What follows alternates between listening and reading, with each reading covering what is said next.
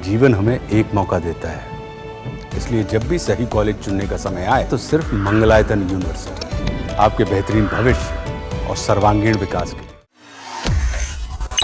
Iran और Israel के बीच चल रहा तनाव और ईरान का संयुक्त राष्ट्र की परमाणु निगरानी संस्था यानी IAEA के साथ संबंध तोड़ने का फैसला, ये खबर पूरी दुनिया में चर्चा का विषय बनी हुई है।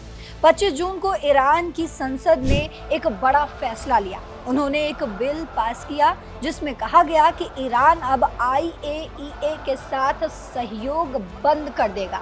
इसका मतलब है ईरान अपनी परमाणु सुविधाओं में IAEA के निगरानी कैमरे नहीं लगाएगा, उनके इंस्पेक्टर्स को आने की इजाजत नहीं देगा और ना ही कोई रिपोर्ट सौंपेगा। लेकिन ये सब तब तक लागू रहेगा जब तक ईरान को अपनी परमाणु सुविधाओं की सुरक्षा की पूरी गारंटी नहीं मिल जाती। ये फैसला इसलिए लिया गया क्योंकि ईरान और इजराइल के बीच पिछले 12 दिनों से जंग जैसी स्थिति चल रही है। ईरान का कहना है कि जब तक उनकी सिक्योरिटी सुनिश्चित नहीं होती वो IAEA के साथ काम नहीं करेंगे। हालांकि इस बिल को लागू करने के लिए ईरान की सर्वोच्च राष्ट्रीय सुरक्षा परिषद की अंतिम मंजूरी भी जरूरी है। अब थोड़ा समझते हैं कि ये मामला इतना गंभीर आखिर क्यों है। ईरान और इजराइल के बीच तनाव सालों से चलता आ रहा है, लेकिन हाल ही में ये और भी ज्यादा बढ़ गया। कुछ समय पहले अमेरिका ने ईरान के 3 बड़े परमाणु ठिकानों इस्फान, फोर्डो और नंताज पर हमले किए थे। अमेरिका ने दावा किया कि इन हमलों से ईरान का परमाणु बम बनाने का प्रोग्राम पूरी तरीके से तबाह हो गया, लेकिन ईरान ने पलटवार करते हुए कहा कि उनके पास अभी भी इतना सामान बचा हुआ है कि वो 9 परमाणु बम बना सकते हैं। ये दावा सुनकर पूरी दुनिया में खलबली मच गई। IAEA का काम है ये सुनिश्चित करना कि कोई देश परमाणु हथियार ना बनाए, और ईरान का ये फैसला IAEA के लिए बड़ा झटका साबित हुआ।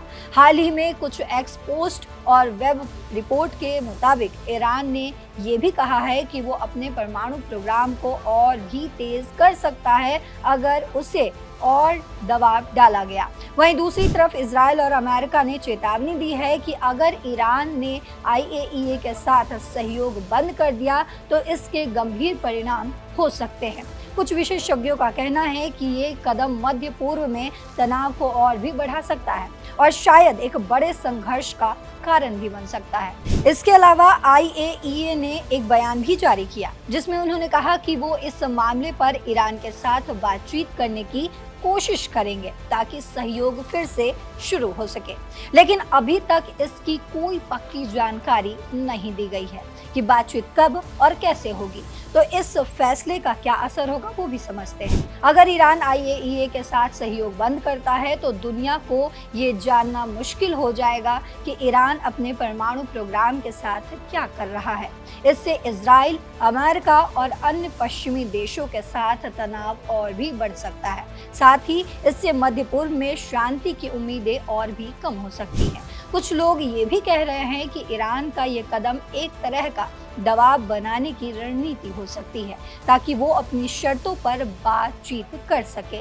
ये मामला अभी और गर्म होने की संभावना में है क्योंकि परमाणु हथियारों का मुद्दा पूरी दुनिया के लिए बहुत ही संवेदनशील है।